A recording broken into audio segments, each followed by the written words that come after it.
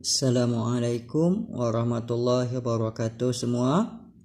Hari ini kita akan masuk chapter baru, iaitu chapter 8. Ini this is a chapter 8 . Chapter baru ni adalah chapter 8, dinamakan sebagai reproduction. Dalam chapter ini kita akan membincangkan bagaimana production of offspring, penghasilan zuriat ataupun dalam istilah lain is a production of progeny. Bagaimana zuriat ini boleh dihasilkan? The individual must maintain their generation from one generation to the next generation. Bagaimana untuk mengekalkan generasi ini? Dia hanya boleh berlaku dengan menggunakan kaedah reproduction.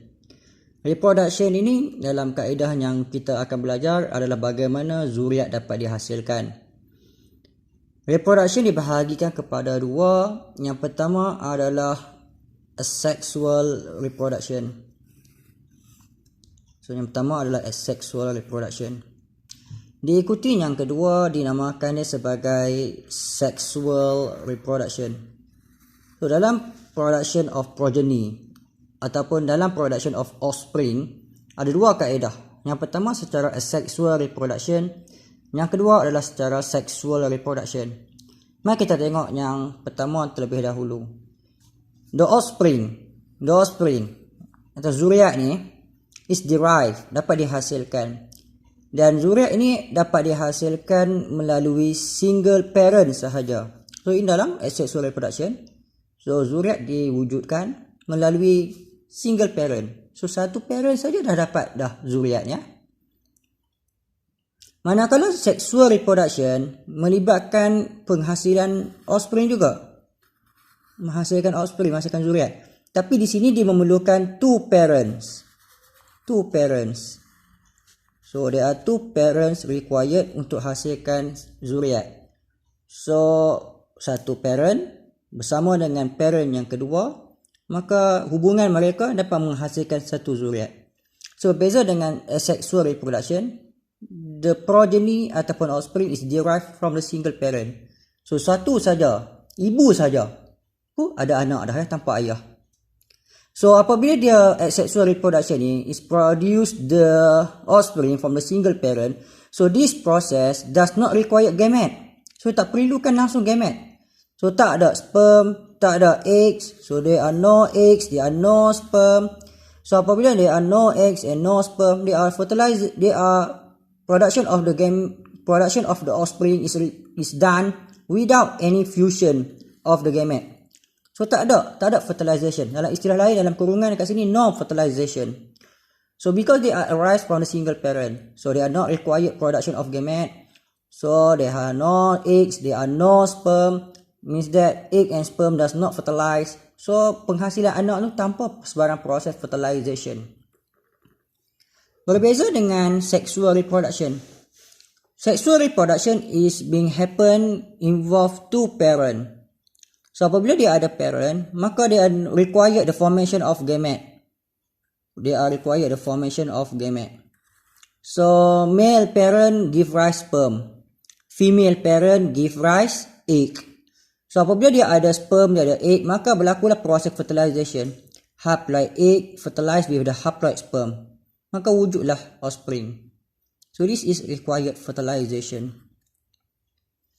Baik, asexual reproduction.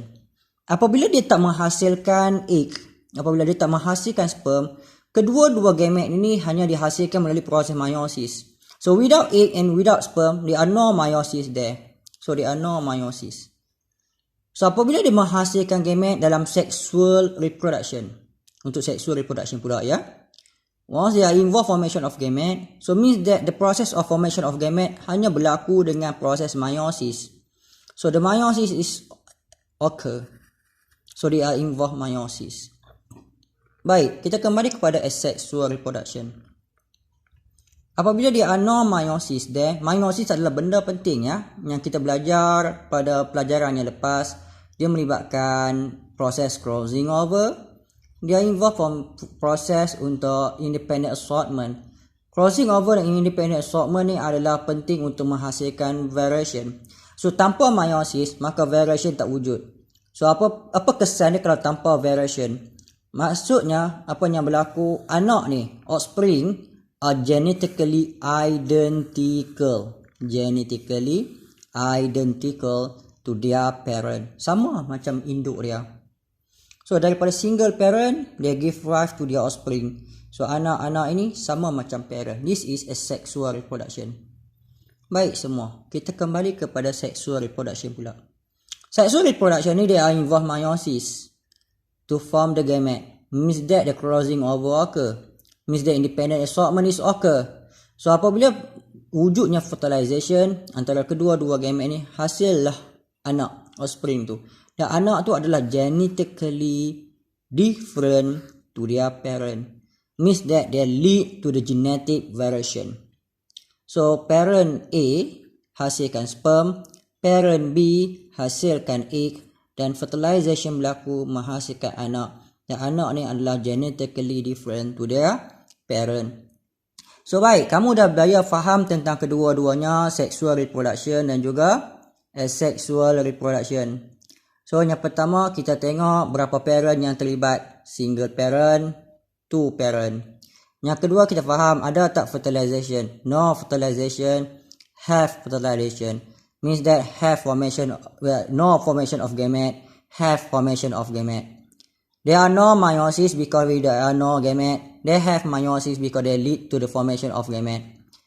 Dan offspring are genetically identical because there are no meiosis. The offspring is genetically different because they have meiosis. So ini adalah comparison yang penting untuk faham tentang sexual reproduction dan asexual reproduction. Kita akan fokus dalam pelajaran kita yang lebih lanjut bagaimanakah reproduction occur in plant, bagaimanakah reproduction occur in animal dalam pelajaran kita akan datang. See you.